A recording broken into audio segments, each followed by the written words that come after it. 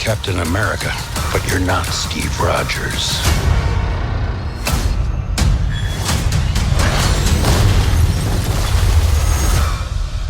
You're right.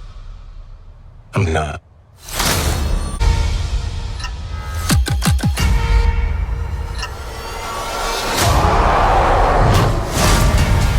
Captain America: Brave New World is the 35th entry into the Marvel Cinematic Universe, a universe that I absolutely loved from the years 2008 to 2019. Of course, I'm referencing Iron Man, which started the MCU on such a high note, and while maybe not all of the movies in the first 4 phases of the MCU were that big of a high note, they all told a story, and that story culminated in Avengers Endgame, something that I believe was absolutely cinematic perfection. It's a movie that I'll never forget watching the first time in theaters. It's a movie I've watched so many times since then. It's a movie that brings so much emotion to me when I watch those last couple of moments in that movie, whether you're having the battlefield or the send-off for Tony Stark. I think it's absolutely so well done and so fantastic. Say that again? But of course, since Avengers Endgame, there have been some hits and some misses in the MCU. By hits, I'm talking about movies like Spider-Man No Way Home or Deadpool and Wolverine. And by misses, I'm talking about Eternals and I'm talking about The Marvels. And then, of course, in the middle of those, you have movies that I didn't absolutely love, but I didn't hate. And those were Doctor Strange 2 and Shang-Chi. I thought both of those were fine, but I didn't love them. That brings us to Captain America: Brave New World. And with the title Brave New World, I was excited to see what they did with this, how they were going to move forward with the MCU. Brave New World, to me, suggests that they're setting up something new. They're starting a new path towards that Avengers Doomsday movie that they had previously announced. Of course, they were going to do Avengers The Kane Dynasty, but after Jonathan Majors fell into some legal trouble, they shelved all of that, and we've kind of been in limbo along the way, to the point where last year, all we got for the MCU was Deadpool and Wolverine. This year, we're getting 3 new entries into the MCU on the big screen. This one, Captain America, being the first, but we have Thunderbolts coming down the line, and we also have the new Fantastic Four film coming down the line as well. I'm not including any of the Disney Plus shows in any of this because, again, sometimes those matter, sometimes those don't. I feel like you get to the end of those shows, they give you after credits, and you're like, oh, I wonder where they're going to go with this. And we're 5 years later, and we're not going anywhere with it. So I'm just talking about the MCU here. And that'll lead us to the events of Captain America: Brave New World. What's going on with this movie? Well, this movie is directed by Julius Onah, and it stars Anthony Mackie once again coming back as Sam Wilson, but this time, instead of returning to the big screen as Falcon, he is returning as the brand new Captain America. Because, of course, at the end of Avengers Endgame, the previous Captain America, Steve Rogers, went to go return the Infinity Stones, and when he got to return the last stone, he decided to live out his life with the love of his life because he knew our timeline's future was secure. And so you see him at the end as an old man, and he hands that shield over to Sam Wilson. And Sam's not sure if he should be the next Captain America, but then you get into the events of Falcon and the Winter Soldier, which was another Disney Plus spin-off show, and you see that Sam Wilson has fully embraced Captain America, and now in this film, it kicks off with him once again working for the US government. He goes around with a bunch of military types, they take out bad guys when they're requested to take them out, and it seems like they've gone back to the days pre-Captain America Civil War, where Captain America is actually trying to take out bad guys for the US government. And speaking of the US government, the US has a new president, and that president is now General Thunderbolt Ross. But unfortunately, because William Hurt passed away several years ago, they had to recast General Ross, and so they recast him with Harrison Ford. Not a bad pick. He's a great actor. We'll get to my thoughts on him here in a little while, but you have General Ross and Captain America coming together once again, and he's like, listen, we got to put aside our differences. We got to rebuild the Avengers.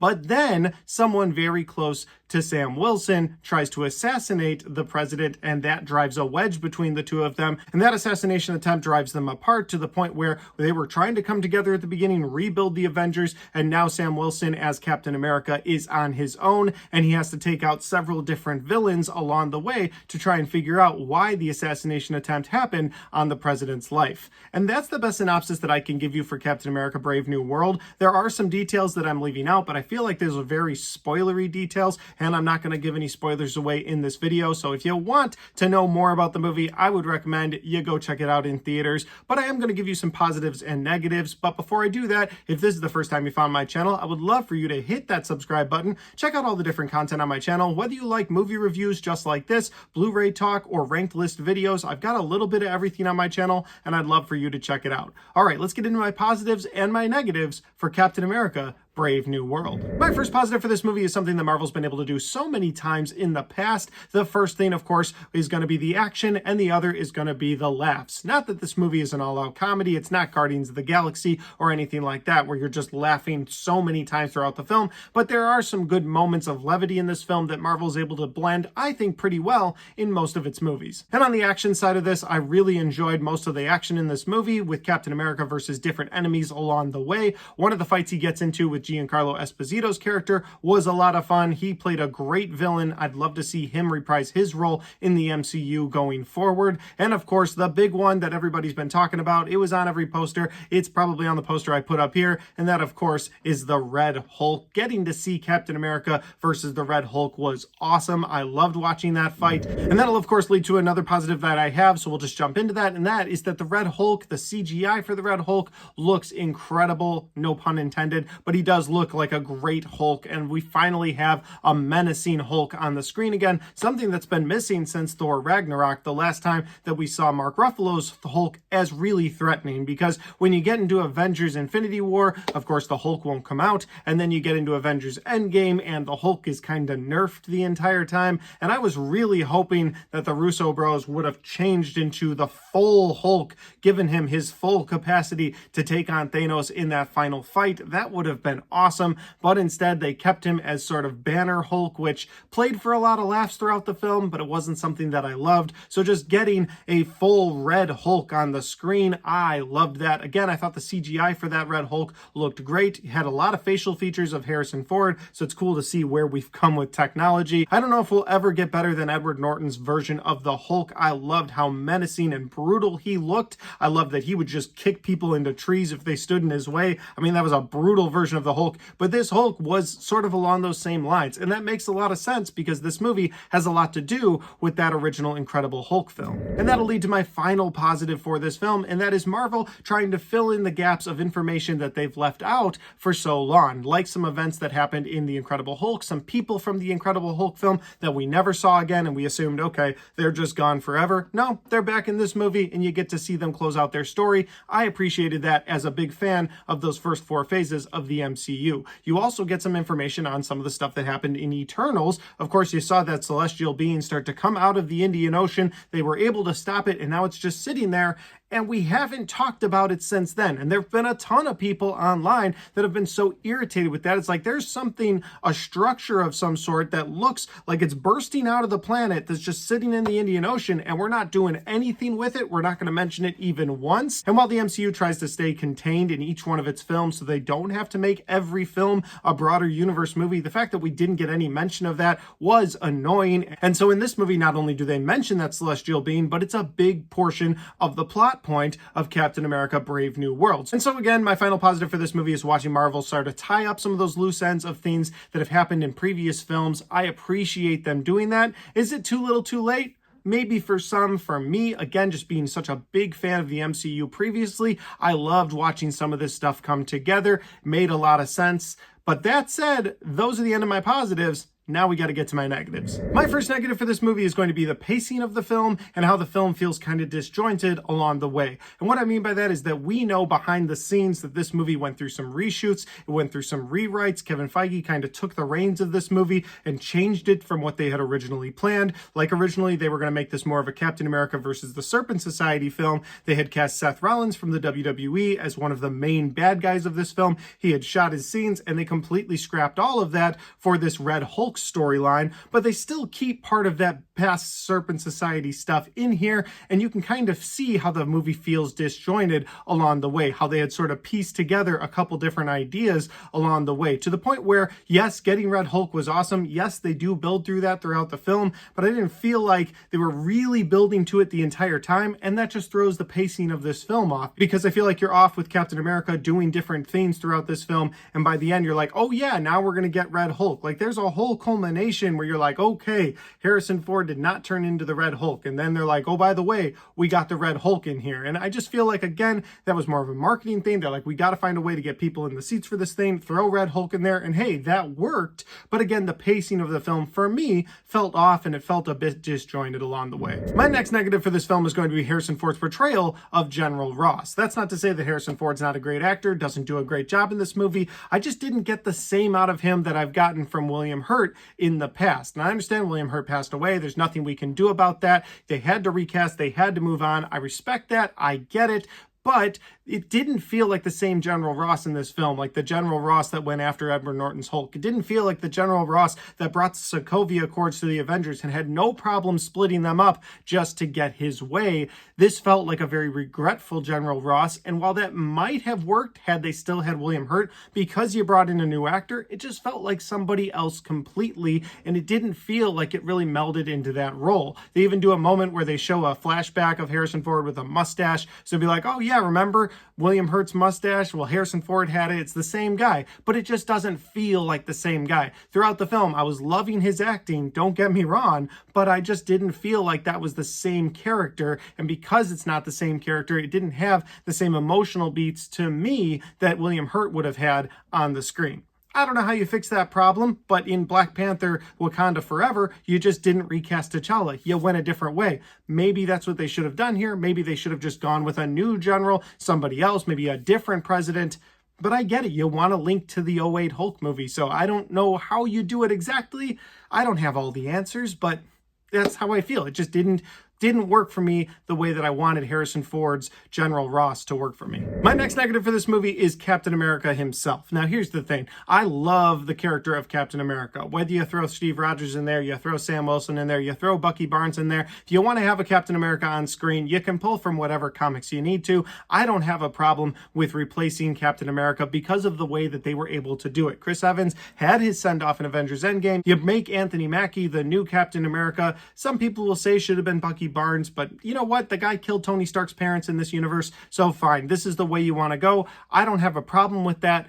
But I felt like the movie was trying to justify Sam Wilson not having the super soldier serum the entire time. And I just don't know why they went down that route. To this day, I don't understand why he doesn't have the super soldier serum. Because yes, so much of that super soldier serum made Captain America who he was, but he did have that heart of gold, and that made him Captain America. So while Sam Wilson may have that heart of gold, you still need the super serum to be able to take out these super bad guys. The Wakanda suit that he wears, it just doesn't work for me the way that Steve Rogers did. The Steve Rogers, he had that heart of gold, but he also had that super serum running inside of him. So when he took off running with the rest of the Avengers, you saw him take off ahead of everybody else, and you're like, oh yeah, that guy's got super soldier serum in him, and that's how he's able to do some of this awesome stuff. But in this movie, Sam Wilson still hasn't taken that super serum to become the super soldier that was Captain America Steve Rogers. So he is Captain America, but the movie's trying to justify that to you the entire time by giving him things like a montage at the beginning where he's like, oh, I'm just as fast and just as good, but he's not just as fast. He's not just as good. And then the movie tries to give you this nice moment between him and Bucky Barnes where they're talking to each other, and he's like, no, you don't need the super soldier serum. You're good to go. And then weirdly, he's off to go to a government race and try to be an elected official. But we saw him in the trailers for Thunderbolts. So that has to play into Thunderbolts, or that's just another weird thing that the MCU did and forgot about. Just for the record. But you have moments like that where they're like, no, Sam, you don't need the super soldier serum. You'll be fine. And then when he gets to that final fight with the Red Hulk, there's even a moment where he goes, shouldn't have listened to Bucky. I should have taken that serum. And I'm like, yes, you should have, because I understand Captain America is someone with a heart of gold, but he also has super soldier serum. You should have that. And you don't, and it just doesn't work out the same way. So I don't know how the MCU is going to win me over in this debate. I liked Anthony Mackie's portrayal of Sam Wilson as Captain America, but I didn't love it because, again, it just doesn't feel like Captain America. And my final negative for this movie is that this movie didn't feel like Captain America Brave New World. And I already kind of gave the reasons for why Sam Wilson doesn't really fit that Captain America. In my opinion, I would love to see him get that super soldier serum, have that heart of gold, be Captain America, but it just doesn't feel that way. But what I mean by this negative is that this movie didn't feel like a Captain America film. It felt like every once in a while they're like, oh yeah, Sam, grab the shield, show the camera the shield. See, it's Captain America on screen. because you just didn't feel like you were watching a Captain America movie. Maybe an MCU movie with some faces from the past. By the time you see Red Hulk, you're like, oh yeah, I'm definitely watching an MCU movie. But if Captain America isn't in his suit, which Sam Wilson isn't for a bulk of this film, you just don't feel like it's Captain America that you're watching. And I understand that in Captain America Winter Soldier, Steve Rogers went without his gear for a good portion of that film, but maybe it was because Steve Rogers had been Captain America for a full movie in that outfit in Captain America the First Avenger before the Winter Soldier came out, so we were used to seeing him. And this time around, it's just like, wait, is that Falcon? No, that's Captain America. And then Captain America's suit in this movie has Falcon wings, and you're like, is that Captain America or is that Falcon? So again, it just didn't feel like a Captain America movie. It felt like a Falcon spin-off movie where he's wearing the colors red, white, and blue. I like my last negative. I don't know how Marvel fixes this for me. I don't know how I move forward going, yep, that's my Captain America. I would love to, but I'm going to need to see a little bit more out of Marvel in order to get there myself. But I don't know if they'll do it because they've gone over and over now with Sam not needing the super soldier serum. But if he doesn't have that, he's literally just a guy in a suit. Which you could make the argument that Tony Stark was the guy in the suit, but he was the guy that built the suit. Sam Wilson's not even the guy that built the suit. This was built by Wakandan tech. It's not like, well, he can just fix it, he can modify it, he can bring in other armor. No, that was Tony Stark's thing. Stop making extra Tony Starks. Give me a new Captain America. And I'm fine with it being Sam Wilson. Just make him actual Captain America. Okay, I got a little heated there, but what I'm trying to say is that overall, I liked this movie. I didn't love this movie, and I just want to be back on track with the MCU where I'm loving every entry that they're putting out. I'm eating them up. I'm trying to figure things out. I'm putting the storylines together. I'm staying till the after credits. I'm getting wowed by those after credits, but I just didn't have that feeling this time around, and I really wanted it. So I'm hoping for the best for Marvel in 2025. Like I said earlier, we are getting Thunderbolts. We are getting Fantastic Four. We are going to get a couple more entries into the Disney Plus series. We're getting a season 4 of Daredevil, which I'm really hoping they don't screw up, and we're getting Marvel Zombies towards the end of the year. I'm hoping that's a fun time. But like always, guys, those are just my opinions because that's my review for Captain America Brave New World. Have you guys had a chance to see this movie yet? If you have, let me know in the comment section down below. Maybe you agree or disagree with me. Maybe you absolutely loved it. Somebody on my YouTube short for this movie said that it was their favorite movie they've seen so far this year. And so if you did love this movie, that's awesome. I'd love to know all your reasons in the comment section. But if, like me, you're more middle of the road on this film, well, I'd love to know those as well. Finally, guys, if you like this video, don't forget to hit that like button because it helps the video, it helps the channel, and it helps me right here. Thanks for watching. I'll see you next time.